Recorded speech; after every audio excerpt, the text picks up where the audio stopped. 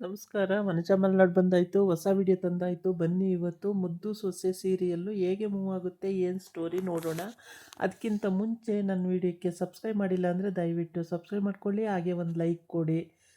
ಶಿವರಾಮೇಗೌಡ ಈಶ್ವರಿ ಬಂದು ಹೇಳಿರ್ತಾಳೆ, ನಮ್ಮ ಮಾನ ಮರ್ಯಾದೆ ಕಳೀತಾ ಇದ್ದಾಳೆ ವಿದ್ಯಾ ಹಾಗೆ ಅಂತ ಹೇಳ್ಬಿಟ್ಟು. ಶಿವರಾಮೇಗೌಡ ಹೋಟೆಲ್ಲಿಗೆ ನೋಡೋಣ ಅಂತಲೇ ಹೋಗ್ತಾನೆ. ಒಂದು ದಿವಸ ಆ ಕಡೆ ಹೋಗ್ತಾ ಇರ್ತಾನೆ, ಇವಳು ಬಾವುಟ ಬೀಸ್ತಾ ಇರ್ತಾಳೆ ವಿದ್ಯಾ, ಅದನ್ನು ನೋಡಿಬಿಟ್ಟು ಹೋಗಿರ್ತಾನೆ. ಆಮೇಲೆ ಹೋಟೆಲಿಗೆ ಹೋಗೋಣ ಅಂತ ಅದೇ ಹೋಟೆಲಿಗೆ ಹೋಗ್ತಾನೆ. ಅವರು ಅವರು ದಂಡು ದಾಳಿ ಎಲ್ಲ ಕರ್ಕೊಂಡು ಅಲ್ಲಿ ಹೋದಾಗ ಅವಳೇ ಸರ್ವ್ ಮಾಡ್ತಾಳೆ ವಿದ್ಯಾ.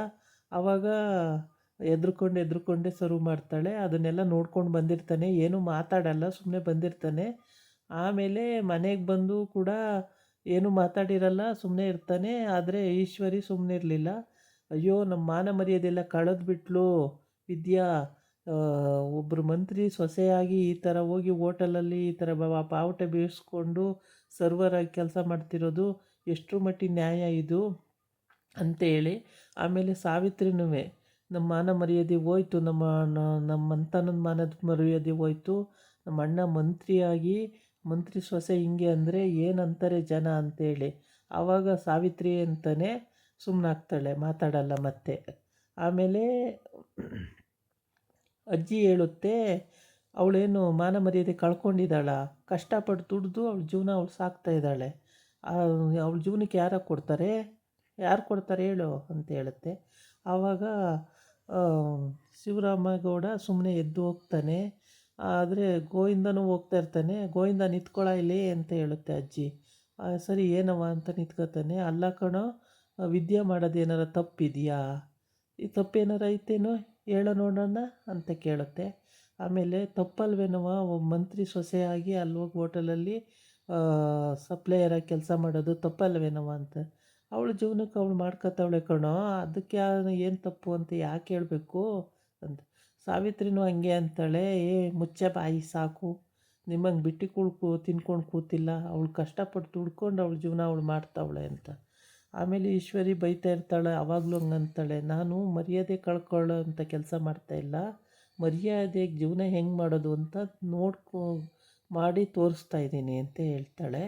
ಆಮೇಲೆ ಇದನ್ನೆಲ್ಲ ಕೇಳ್ಕೊಂಡಂಥ ಶಿವರಾಮೇಗೌಡ ಸಲೀಸಾಗಿ ಎದ್ದು ರೂಮಿಗೆ ಹೋಗ್ತಾನೆ. ಮತ್ತು ಮೋಹನ ಅವರೆಲ್ಲ ಸುಮ್ಮನೆ ಇರ್ತಾರೆ, ಏನೂ ಮಾತಾಡಲ್ಲ. ವಿದ್ಯಾ ಏನು ಹಿಂಗೆ ಹೋಗ್ಬಿಟ್ರಲ್ಲ ಮಾವಯ್ಯ, ಏನೂ ಹೇಳಲಿಲ್ವಲ್ಲ ಅಂತ ಯೋಚನೆ ಮಾಡ್ತಾ ಇರ್ತಾಳೆ. ಆಮೇಲೆ ಅವ್ರ ಅಜ್ಜಿ ಏನೂ ಮಾತಾಡಲ್ಲ. ಅಜ್ಜಿ ಏನಿಲ್ಲ ಬಿಡು ವಿದ್ಯಾ, ನೀನು ಮಾಡ್ತಿರೋದೇನು ತಪ್ಪೇನಿಲ್ಲ, ನಿನ್ನ ಜೀವನ ನಿನ್ನ ಓದಿಗೆ ಬೇಕು ಅಂತ ಹೇಳ್ಬಿಟ್ಟು ನೀನು ಮಾಡ್ತಾಯಿರೋದು, ಅದಕ್ಕೇನು ತಪ್ಪು ಅಂತ ಯಾರೂ ಹೇಳಲ್ಲ ಅಂತ.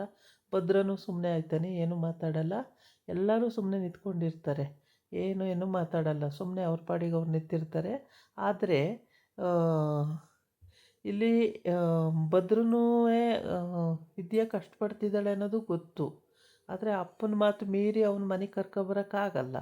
ಹಾಗಾಗಿ ಔಟ್ ಹೌಸಲ್ಲೇ ಉಳ್ಕೊಂಡಿರೋದು. ಔಟ್ ಹೌಸಿಗೆ ಬಾಡಿಗೆ ಕಟ್ತೀನಿ ಅಂತ ಹೇಳಿದ್ದಾಳೆ. ಮತ್ತು ಅವಳು ಓದು ಫೀಸು, ಅವಳು ಊಟ ತಿಂಡಿ ಜೀವನಕ್ಕೆಲ್ಲ ಬೇಕು. ಅದಕ್ಕೋಸ್ಕರ ಅವಳು ಕಷ್ಟಪಟ್ಟು ಕೆಲಸ ಮಾಡ್ತಿದ್ದಾಳೆ. ಅದ್ರಲ್ಲಿ ತಪ್ಪೇನಿದೆ? ಕೆಲಸ ಮಾಡ್ಕೊಂಡು ಅವಳ ಜೀವನ ಅವಳು ಮಾಡ್ತಿದ್ದಾಳೆ. ಅವಳಿಗೆ ಯಾರು ದುಡ್ಡು ₹1 ಯಾರು ₹1 ದುಡ್ಡು ಕಾಸು ಯಾರೂ ಕೊಡ್ತಾಯಿಲ್ಲ.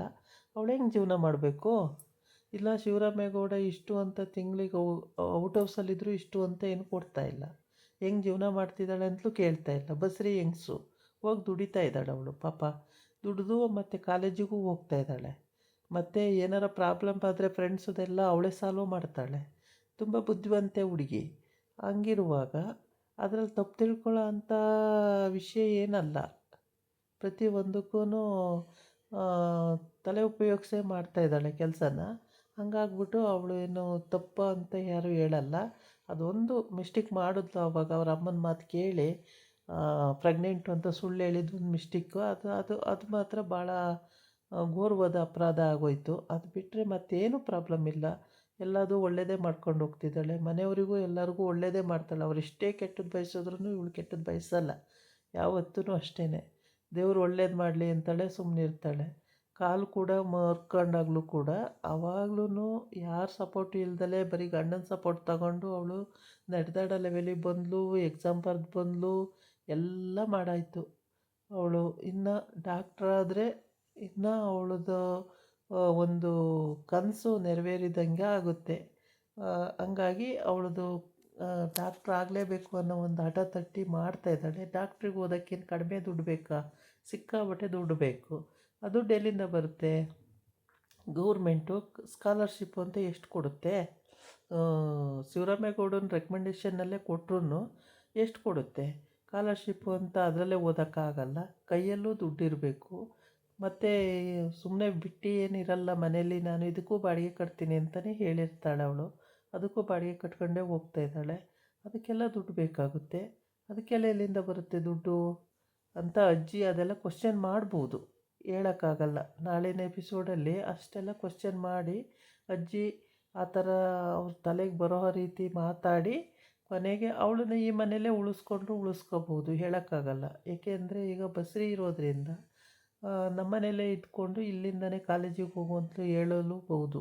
ಈಗ ಶಿವರಾಮೇಗೌಡ ಹಂಗೆ ಹೇಳಿದ್ರೆ ಒಂದೇ ಮಾತಲ್ಲಿ ಫಿನಿಶಿಂಗು, ಮ್ಯಾಟ್ರೇ ಫಿನಿಶ್ ಆಗಿಬಿಡುತ್ತೆ.